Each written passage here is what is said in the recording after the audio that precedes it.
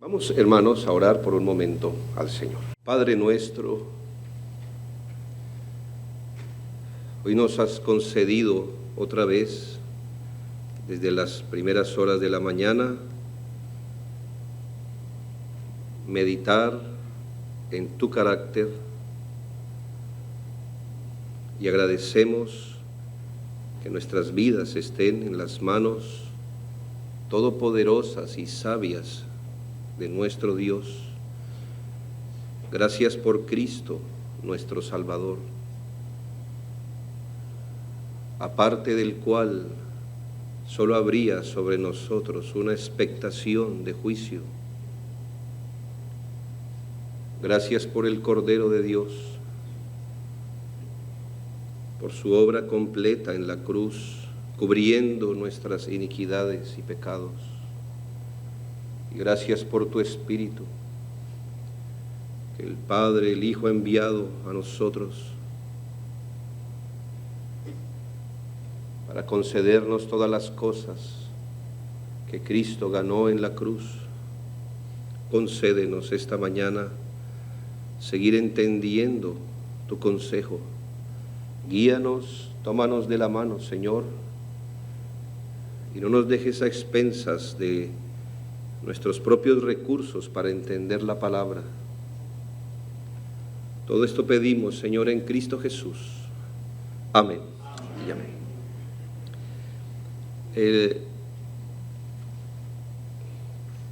Estoy procurando establecer un fundamento que me va a conceder en las dos próximas intervenciones, sacar unas implicaciones.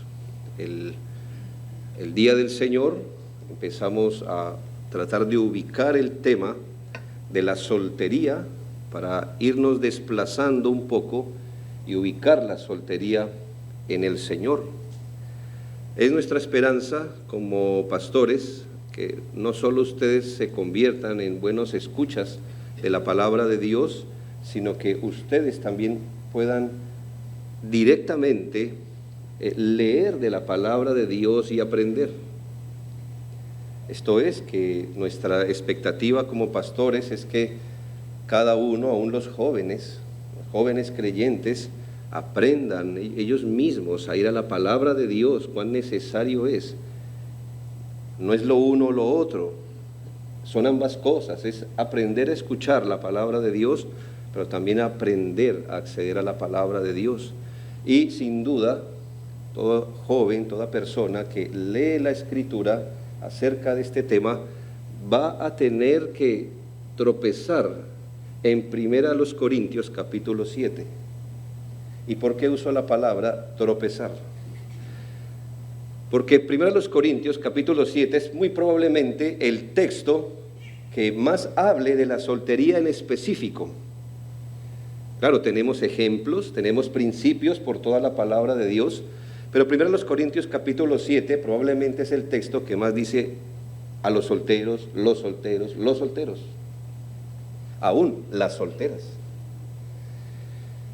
Pero el punto aquí es que nos estrellamos con ciertas expresiones que son difíciles de entender. Y esto a la luz de lo que hemos venido aprendiendo estos días. Creo que aquí ningún pastor que ha estado aquí ha tratado de minimizar lo que significa el matrimonio. Creo que la gran labor que han hecho es recordarnos la eminencia de esta institución divina. Pero tenemos algunas expresiones difíciles de entender en 1 Corintios capítulo 7, y quiero lidiar un poco con esto, y que lidiemos con esto un poco, porque vamos a tener que tropezar con esto. Hay algunas expresiones que parecieran contradecir otras expresiones en la palabra de Dios. Si usted leyera 1 Corintios capítulo 7, por ejemplo el versículo 1, en cuanto a las cosas de que me escribisteis, bueno le sería al hombre no tocar mujer. Pero inmediatamente cuando usted piensa, bueno le sería al hombre no tocar mujer, ¿a dónde saltaría su pensamiento con lo que hemos visto? A Génesis, donde precisamente el Señor dijo que era bueno No era bueno que el hombre estuviera solo. Tenemos las expresiones del versículo 7 y el versículo 8, donde dice: quisiera más bien que todos los hombres fuesen como yo, pero cada uno tiene su propio don. Uno la verdad de un modo, otro de otro. Digo pues a los solteros y a las viudas que bueno les fuera quedarse como yo. Otra vez el apóstol parece insistir en poner la soltería por encima del matrimonio. ¿Cuál es nuestra preocupación? Que usted va a leer la Biblia, ¿verdad? Y va a leer Génesis. Y probablemente va a escuchar los sermones pasados y se va a animar a seguir este camino, este buen camino de buscar una esposa, un esposo en el Señor. Y parece que llega primero a los Corintios capítulo 7 y se desanima por estas expresiones. Luego también dice la palabra de Dios en los versículos 26 y 27: tengo pues esto por bueno a causa de la necesidad que apremia, que hará bien al hombre en quedarse como está. Estás ligado a mujer, no procures soltarte. Estás libre de mujer, no procures casarte. Y son estas expresiones con las que quiero lidiar un momento con ustedes, entendiendo que el tema es más largo y pudiera ser mejor explicado, pero el punto es: ¿con qué expresión nos quedaremos? ¿Con qué es bueno que el hombre se case o es mejor que no se case? ¿Es mejor estar acompañado en el trayecto de la vida y la vida cristiana o es mejor estar solo? ¿Moisés o Pablo? No necesariamente debemos ponerlo así, pero quería llamar su atención porque este texto está en la Biblia y no podemos ir hasta 1 Corintios capítulo 6 y simplemente saltar al capítulo 8 y seguir adelante como si nada estuviera pasando, como si el Espíritu de Dios no hubiera también hablado estas palabras. Pero para el bien nuestro, el mismo texto nos ofrece la llave de la interpretación. Nos ofrece una llave que abre la puerta para que podamos entender un poco mejor este pasaje, honrando ese principio. Y es un buen principio que usted, querido joven, debe aprender de joven, y es que primeramente, cuando hay un asunto que no se entienda en la Biblia, es mejor recurrir primeramente a la misma Biblia para hallar la respuesta. Esto es, que la Biblia es su propio intérprete. ¿O qué mejor manera de definir un término que con el diccionario de la Biblia misma? Es lo que quiero decir. La palabra de Dios afirma que la soltería puede llegar a tener ciertas ventajas bajo una circunstancia específica que el mismo apóstol aquí dice. Una lectura superficial del texto parecería sugerir que la soltería es buena y que el matrimonio no tanto, al que uno llegaría por la vía de una debilidad. ¿Cuál sería esta debilidad? La falta de dominio propio. Porque si no tiene dominio, es mejor que se case y no que se esté consumiendo de deseos. Superficialmente pudiera decir entonces que la soltería es buena, pero que usted llega al matrimonio solo por la vía de una debilidad, superficialmente hablando. Sin embargo, debemos llegar al entendimiento que estas cosas no son así. El mismo apóstol Pablo, inspirado por el Espíritu de Dios, elogió el matrimonio muchas veces y reconoció su lugar en el plan de Dios también. Por ejemplo, en los textos que ya nuestros hermanos nos lo han dicho, como Efesios, capítulo 5, donde hasta se le atribuye al matrimonio esa función de modelar un poco la relación existente entre Cristo y la Iglesia. Así que lejos de pensar que el apóstol Pablo tiene conceptos bajos del matrimonio o errados, el apóstol Pablo ha desarrollado también de las mayores teologías a favor del matrimonio. El matrimonio, debemos recordar que no fue creado por el pecado del hombre, sino que el matrimonio fue una institución antes de la caída. Son uno de esos regalos que el Señor le dio al hombre. Y se lo dio, y fue, entre otras cosas, lo que Él miró y dijo: esto es bueno en gran manera. Ni siquiera el pecado quitó las bendiciones del matrimonio, porque aunque un matrimonio entre los hijos de Dios es mayormente bendecido, igual el matrimonio es una ordenanza divina y es bendecido donde quiera que éste se contrae en general. Así que, lejos de pensar que el apóstol está minimizando el matrimonio, en este contexto o bajo estas palabras, el apóstol Pablo se está refiriendo a una situación específica donde la soltería parece tener una ventaja por sobre el matrimonio. ¿Cuál es esta circunstancia?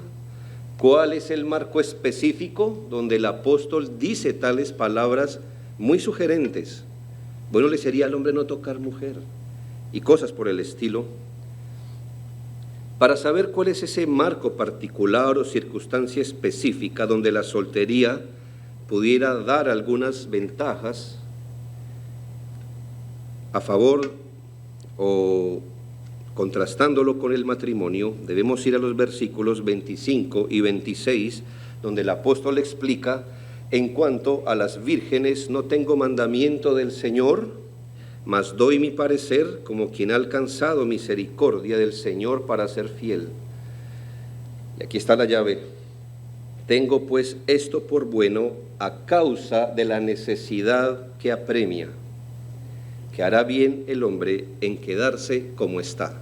Muy bien, eso libera nuestras almas y nos da un respiro si alguno estaba sufriendo.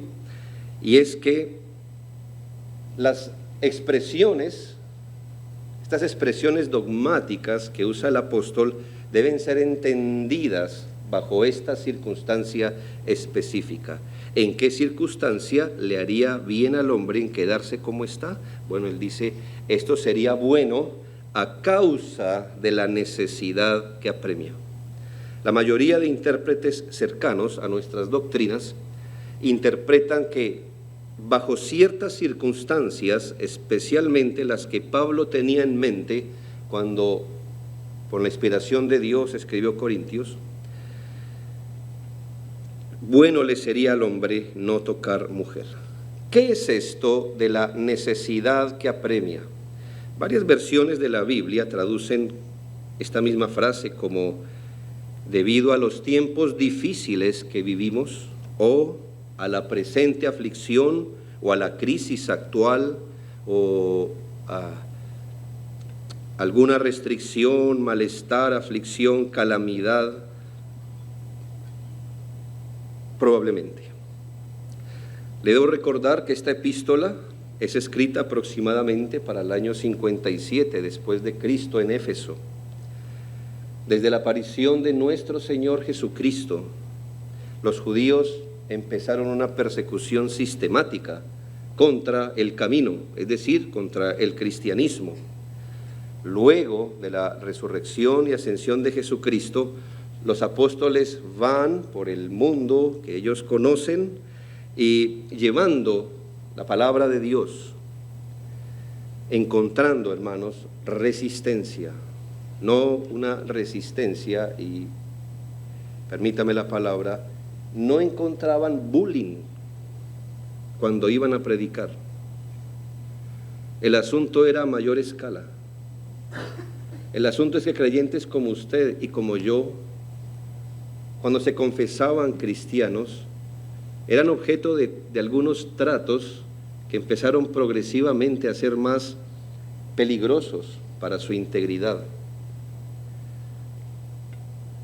23 años más tarde de cuando se escribe esta carta, Jerusalén sería destruida y el cristianismo sería perseguido ideológica y físicamente por parte de judíos y de romanos. Debemos entender, hermanos, qué es lo que Pablo tiene en mente para hacer tales afirmaciones. Y es que los tiempos en los que él vivió y los tiempos que siguieron después de él fueron tiempos muy peligrosos y convulsionados, de grandes persecuciones y de apremio para el cristianismo.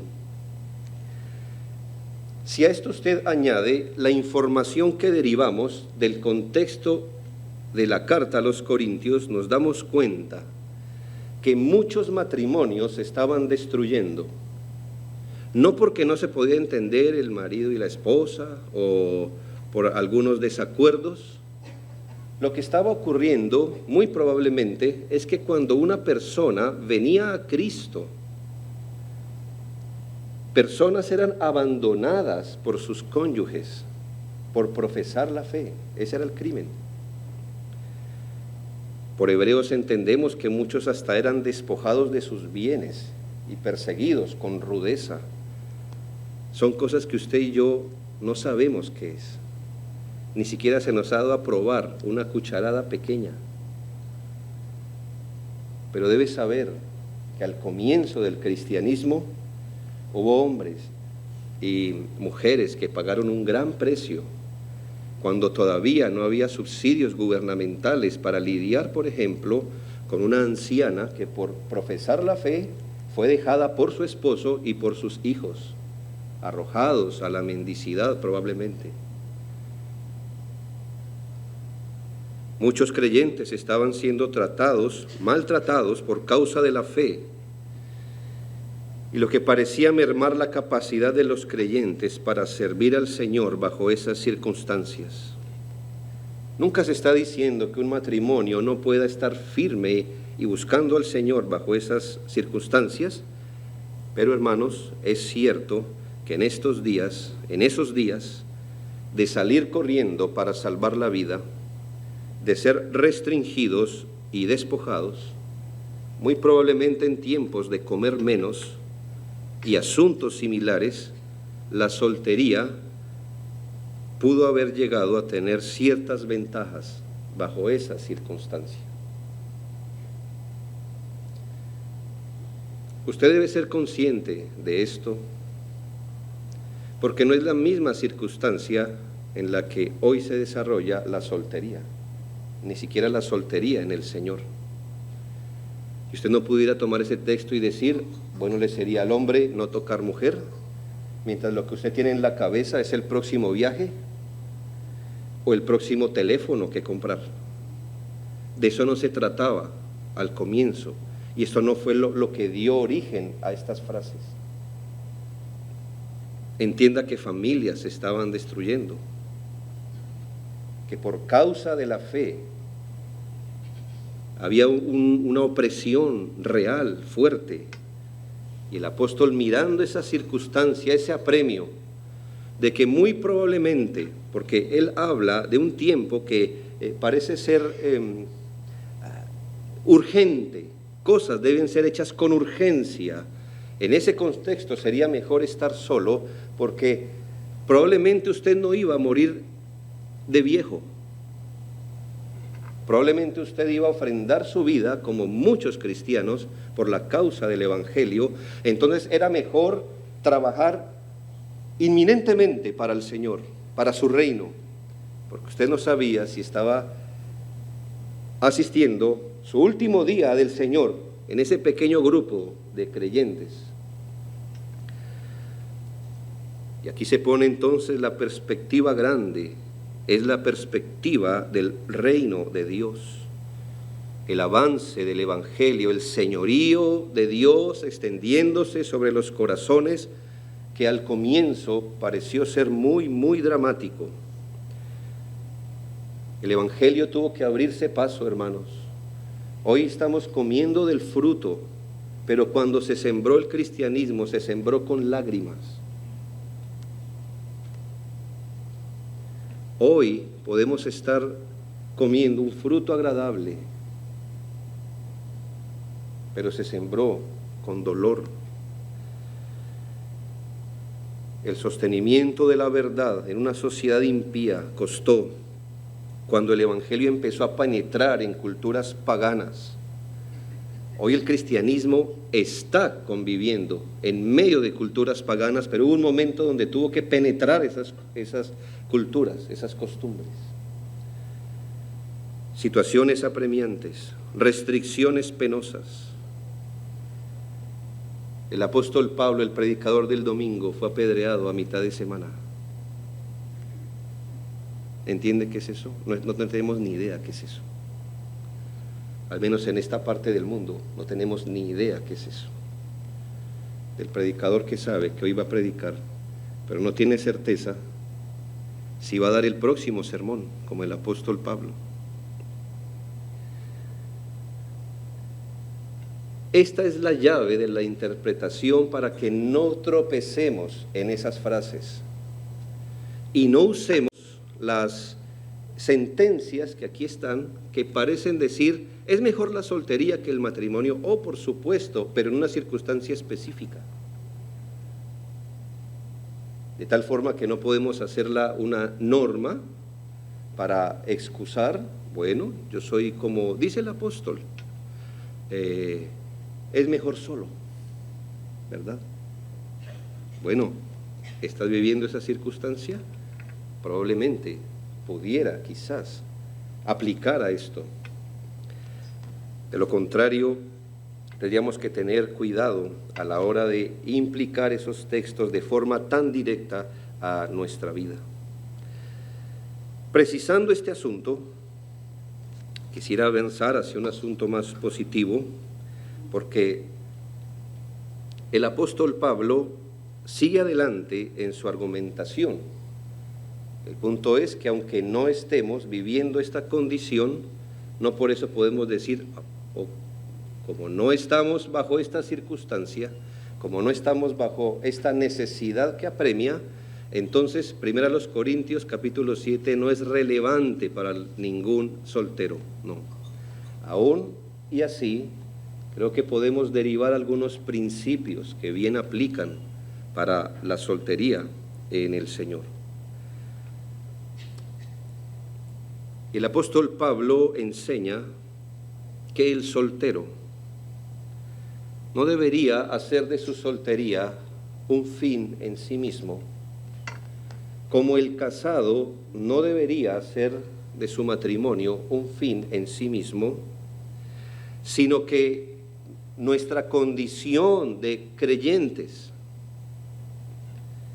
nos debe hacer vivir en este mundo centrados en el avance del reino de Dios en nuestro corazón y en el mundo. Los versículos 29 al 32 dicen, pero esto digo, hermanos, que el tiempo es corto.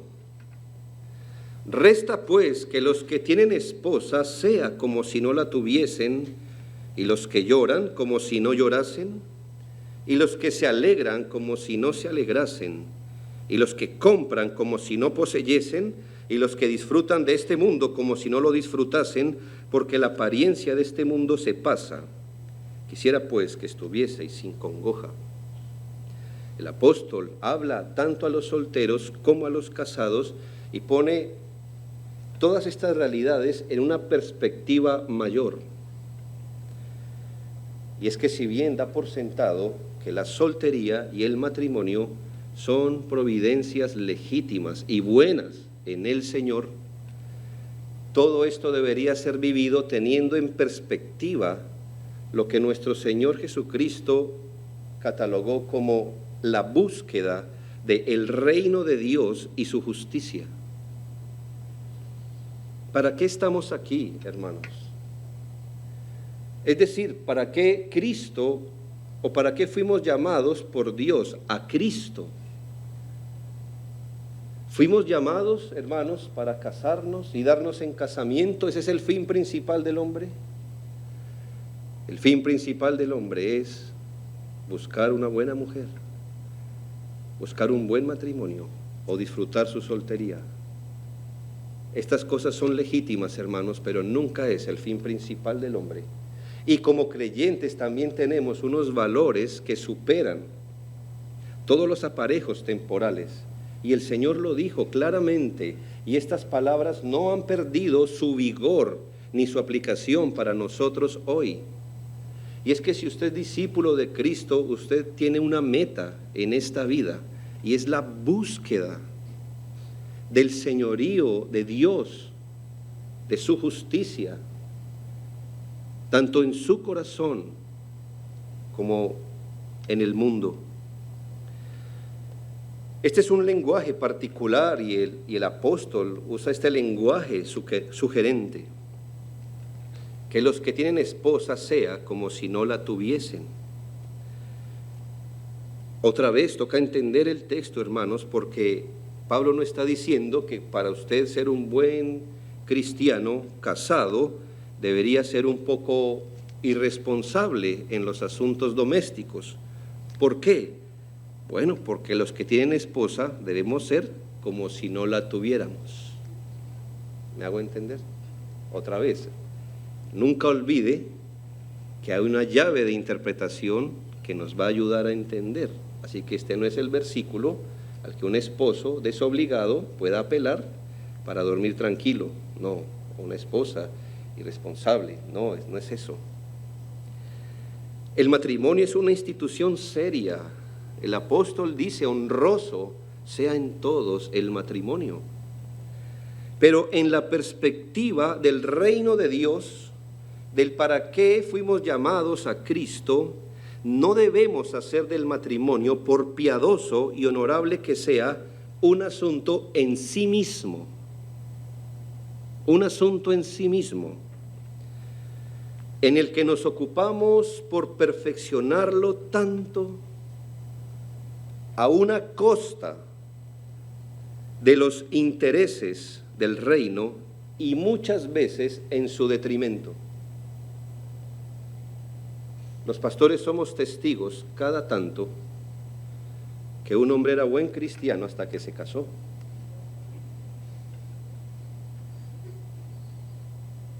Bueno, puede ser que no esté involucrado en asuntos inmorales o malos en sí, pero este es el hombre que desplazó su centro.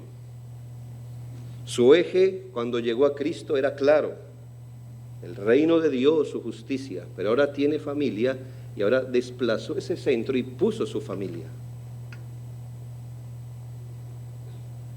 Y aunque los matrimonios y las familias deben ser tomados con la mayor seriedad y solemnidad como hemos aprendido, aún así debemos recordar que hay un plan mayor,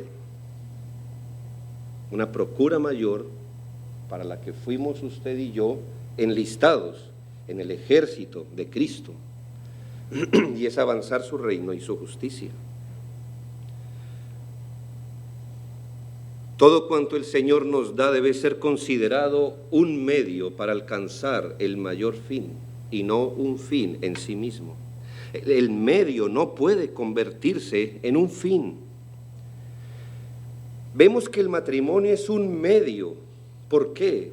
Porque el matrimonio es una institución temporal, pero el reino de Dios no. El reino de Dios ya estaba cuando usted y yo vinimos a este mundo, y seguirá estando y seguirá avanzando cuando lo abandonemos. El reino de Dios es el plan mayor. El pastor Caballero nos explicó el avance, el crecimiento, la consumación del reino. Ese es el plan mayor. Y un creyente debería aprender a mirar todo aquello que Dios le da, todo aquello que Dios le permite hacer, tener, en la perspectiva del reino, y no hacer de sus asuntos su propio reino aparte. Es legítimo, hermanos, ocuparse del matrimonio, es legítimo ocuparse también en la soltería. Lo que no es legítimo es hacer estas cosas un fin en sí mismo, tanto que nos consuma, tanto que parece que nuestro mayor deseo es ser el esposo ideal o el padre ideal, no así el siervo de Dios ideal, el discípulo ideal.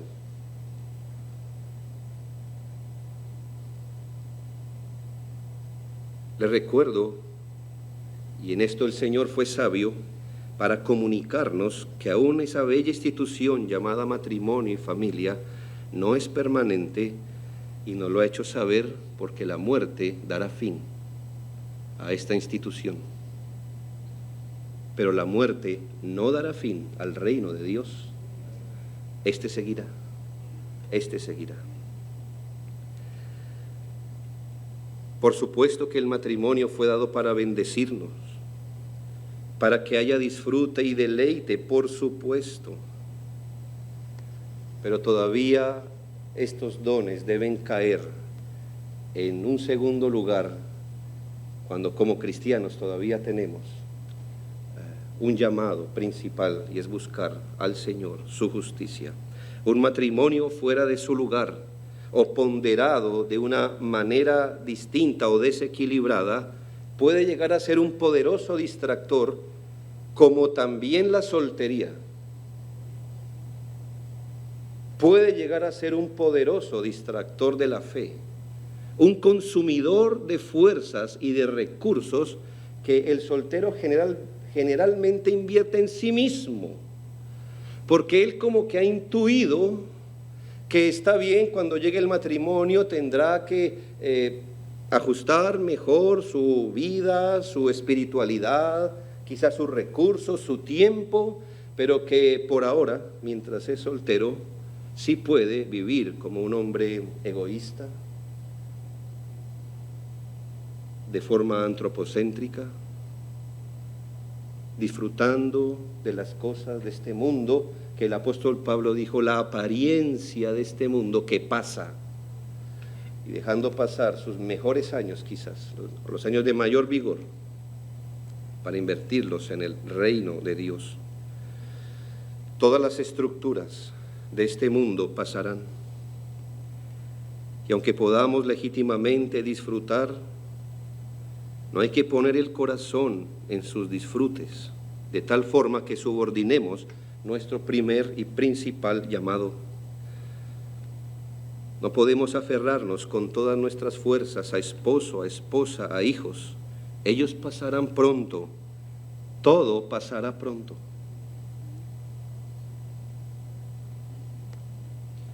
¿Por qué aferrarnos a ella con todas nuestras fuerzas, inutilizándonos para obrar en el reino de Dios, ya sea en su reino, en nuestras vidas o en el mundo?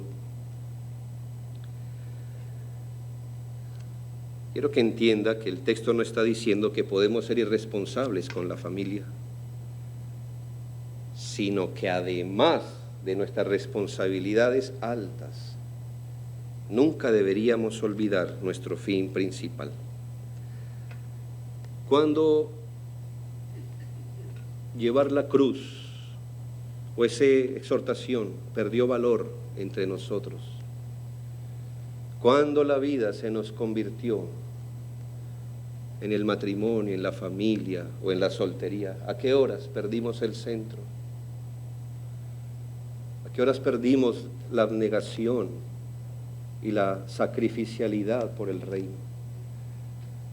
Esa metáfora de vender todo lo que posees y no hagas tesoros en la tierra, más bien en el cielo, parece que para esta época no dicen nada, absolutamente nada.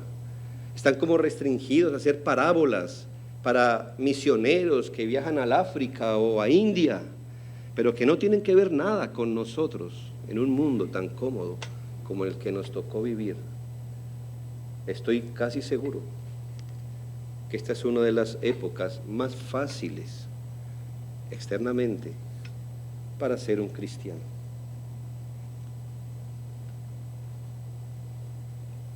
Digo externamente. Cuando el reino de Dios y su justicia ahora cambió su apremiante exhortación para que ahora empecemos a buscar otras cosas. ¿Acaso no hay un alma en los solteros? ¿Acaso no hay un cielo o un infierno para ustedes?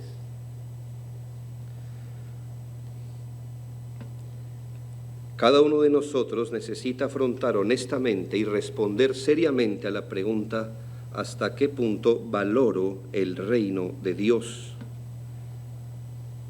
Estamos tan preocupados por nuestras perspectivas temporales, por el día a día, pensando mucho en nuestras circunstancias terrenales, esforzándonos por ganarnos la vida, por poner un techo sobre nuestra cabeza, comida, ropa, ansiosos por conocer lugares, tener amigos, tener buenas experiencias, la tecnología.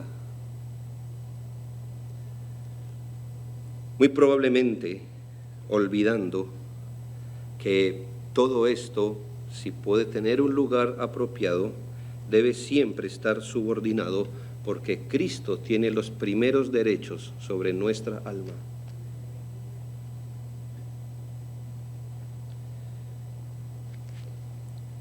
Es nuestra principal preocupación cultivar nuestra comunión con Él, ser discípulos, o todavía, hermanos, estamos haciendo de los medios fines en sí mismos. Sí, la soltería puede tener ciertas ventajas, pero en el contexto adecuado, Pablo no estaba considerando en estas frases cómo aprovechar la vida siendo soltero en términos de estudios, viajes, ahorros, diversión, amoríos, ni en nada que el mundo moderno asocia con la soltería. El apóstol tenía en mente, probablemente jóvenes como algunos aquí, que muy probablemente también ofrendaron sus vidas por la causa de nuestro Señor.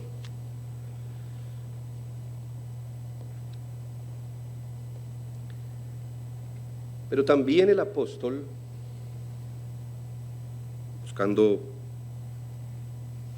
apuntar esto para acercarme al final, nos dice que la soltería también confiere ciertas ventajas al considerar los asuntos inherentes al matrimonio. No olvidemos que aunque se da por sentado que hay una circunstancia específica, el apóstol Pablo dice, bajo esa circunstancia parece que la soltería le confiere mayor libertad para servir al Señor, bajo el tiempo que apremia. Pero también el apóstol dice que la soltería puede conferir ciertas ventajas al considerar los asuntos inherentes al matrimonio. El versículo 25 dice, en cuanto a las vírgenes, no tengo mandamiento del Señor, mas doy mi parecer como quien ha alcanzado misericordia para ser fiel. Lo que no puede ser entendido aquí, que ya que el Señor no mandó eso, pero yo de mi propia imaginación, de mi propio deseo, aquí les doy mi parecer. No tomen esto como inspirado por Dios, aquí soy yo, es mi opinión, es mi cultura. No debe ser entendido así. Lo que debe ser entendido es que el Señor antes no había dado una regulación quizás específica sobre la soltería en este sentido, pero el apóstol, inspirado por el Señor, es guiado para dar estas indicaciones. El punto es que el apóstol está planteando la consideración necesaria del soltero, de que el matrimonio conlleva asuntos incómodos e inesquivables que van a poner cierta dificultad a la hora de servir al Señor. Me voy a tomar el ejemplo de nuestro hermano que nos antecedió. Él dijo algo entre sus comentarios muy acertado. Yo pudiera estar escribiendo un libro, pero aquí está mi hijo que necesita jugar con su padre. ¿Nota eso?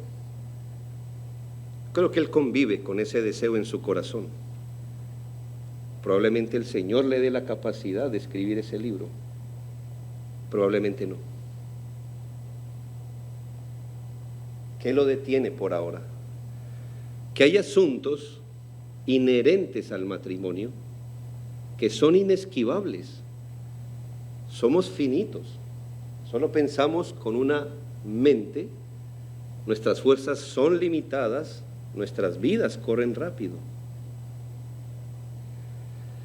El matrimonio conlleva asuntos incómodos e inesquivables. El apóstol enseña que hay asuntos propios, derivados de la naturaleza caída en el contexto matrimonial, que se pueden poner como una carga extra a la hora de servir al Señor. El apóstol enseña que si usted está casado, tendrá que aprender a seguir a Cristo, buscar el reino de Dios estando casado.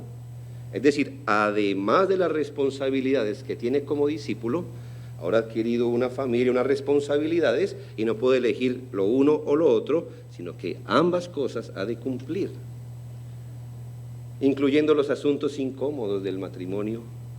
Pero el soltero no tiene esa dificultad inherente.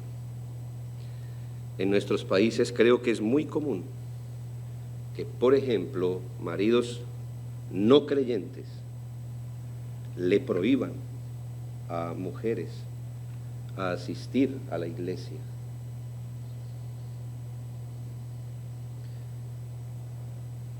No es tan fácil sortear eso, ¿verdad? En otros países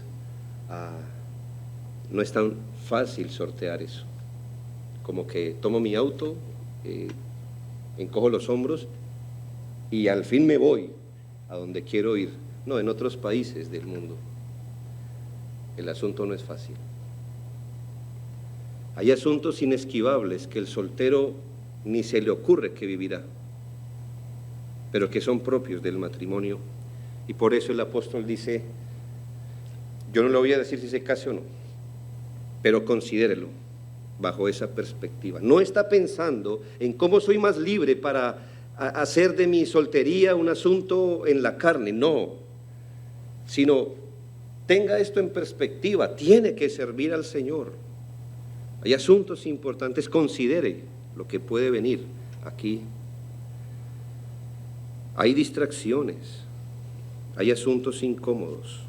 Un comentarista antiguo dice, esos jóvenes que eligen casarse y que generalmente se prometen una gran dicha, se encontrarán con una gran cantidad de problemas en la carne, en el cuerpo, en el hombre exterior, en las circunstancias externas de la vida, y eso incluso donde esperaban la mayor satisfacción y deleite.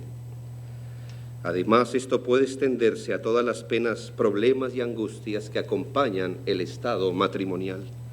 El comentarista Hodge dice en su comentario de Corintios, no es porque haya algo malo en casarse que Pablo dice esto, sino porque la aflicción de la carne tendrán los tales, es decir, aflicción externa.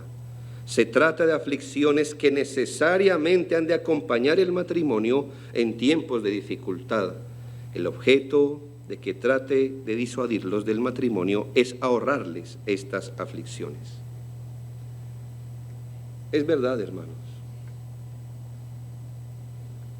Hay una tensión en todas las familias, creo, los domingos en la mañana, ¿verdad? Algo que el soltero no sabe qué es.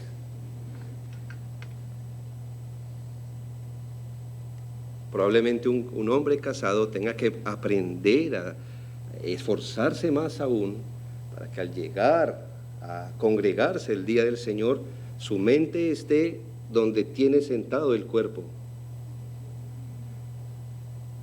Pero quizás el soltero no,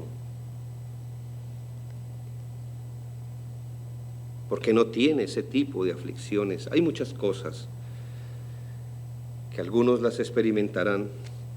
No quiere decir que Dios no dé fuerza y gracia a los matrimonios. De hecho la da. Él da gracia, dice la Biblia. Él da ánimo, guía. Pero hay asuntos que no podemos esquivar. Hermanos, yo tengo deseos de llevarme una mesa de libros. Bueno, pero ahora recuerdo que soy casado, que hay que comer, ¿verdad? ¿Me hago entender? Es un ejemplo. Pero hay muchas cosas. Muchas cosas. Los casados no pueden excusarse en su matrimonio para no servir al Señor. Deben hacerlo igual. pero con una carga. En vista de estos asuntos, el apóstol dice, si usted lo compara, si esta es la comparación a hacer, de hecho, la soltería parece darle una ventaja, porque no tiene esos asuntos inherentes. Hermanos solteros, usted debe saber que si hoy ve una pareja o una familia, una pareja de hermanos que está sirviendo al Señor, a Dios, de manera fiel y ejemplar, lo está haciendo llevando una carga más grande que la que usted lleva.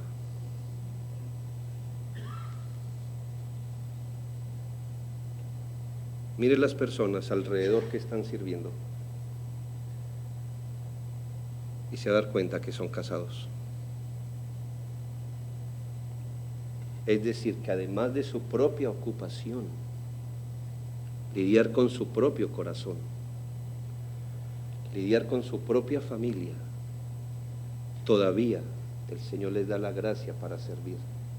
Y usted como soltero muy probablemente está sentado allí porque no es de confianza de una iglesia, porque está usando su soltería para sus propias cosas. Y a usted no se le encomendaría ninguna administración, ninguna mayordomía.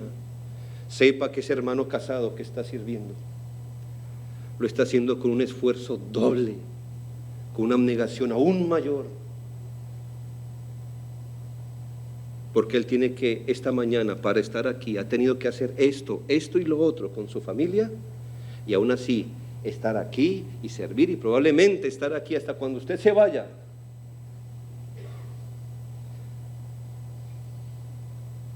Solo le quiero dar esa perspectiva, hermano, que si usted como soltero ve que un casado está sirviendo al Señor, debe entender que él tiene un conjunto de aflicciones que usted no conoce, pero que a pesar de ello el Señor le ha dado la gracia para servir. Quiero concluir porque quiero posteriormente entrar a otro tema, en dos asuntos. Solo quiero amarrar, hermanos, que independientemente seamos solteros o casados, no olvidemos nuestro principal llamado en esta vida. Es que no podemos decir, voy a ser irresponsable con mi familia o con mis hijos por perseguir y avanzar el reino de Dios. Recuerde que las familias, como bien lo dijo el pastor García, son un medio. Los fines se alcanzan por medios o a través de medios. Si usted daña el medio, pues no alcanza el fin. Así que hay que ponerle atención al medio, pero el medio es un medio, no es el fin. De todas formas, seamos solteros o casados, creyentes, nunca olvidemos por qué el Señor nos llamó a su gracia. Hay un cuadro más grande. Esta historia es más grande que nuestras propias familias, que nuestros propios matrimonios. Se trata del señorío de Cristo. Toda la historia está apuntando, se está dirigiendo a que todas las cosas queden bajo los pies de Cristo. El cuadro más grande no se pierda en medio de este plan enorme, universal, cósmico. No se haga un rincón con usted y sus propios asuntos, como si de eso se tratara la vida. Abra los ojos a la realidad más grande, que Cristo inició o dio su punto último de resolución en la historia cuando se dio en la cruz. No olvide que es un discípulo del Señor. Hoy quizá es soltero, mañana casado, mañana vuelve y queda soltero, pero el reino de Dios permanecerá.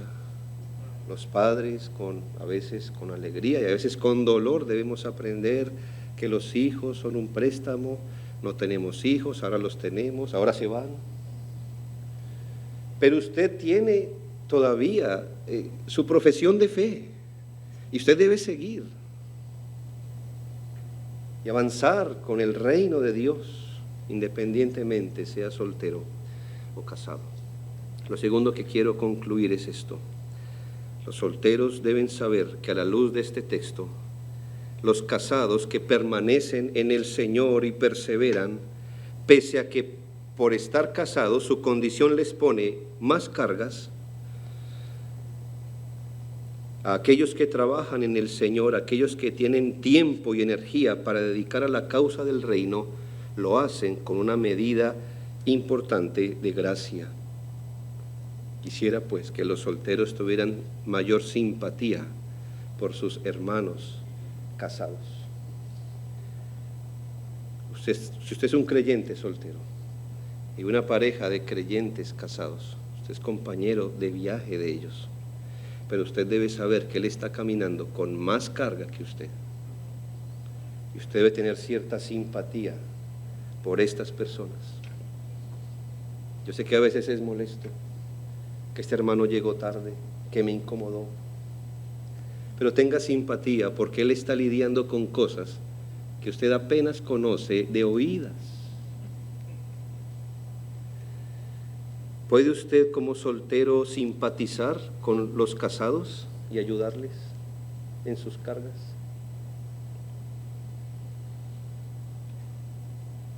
¿Qué puedo aprender de mis hermanos casados, de esa muestra de fe y abnegación?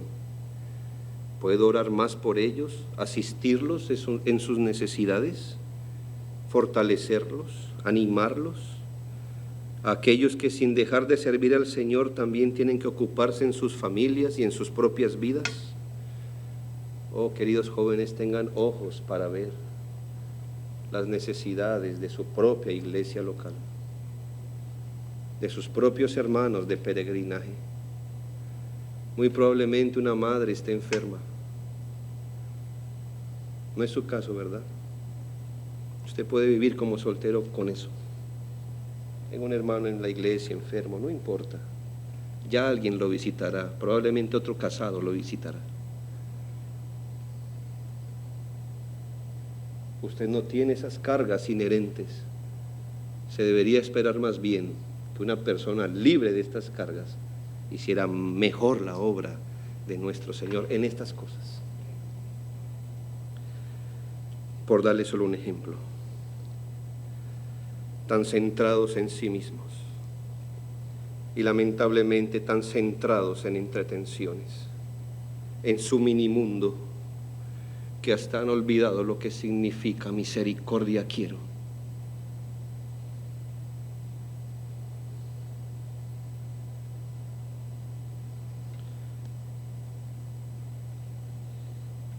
Aquí hay compañeros suyos, si usted es un soltero cristiano, aquí hay compañeros de peregrinaje. Simpatice con ellos, porque ellos viven cargas que usted ni tiene idea que se pueden vivir. Pero le hablo a los casados finalmente, y también mi llamado por ahora es que simpaticemos con los solteros. Quizás muchos de ustedes no sepan qué significa ser soltero y cristiano a la vez. Muy probablemente usted desperdició su vida en el mundo, los días de su juventud, los días de sus pasiones, usted le dio toda la gratificación, luego vino a Cristo.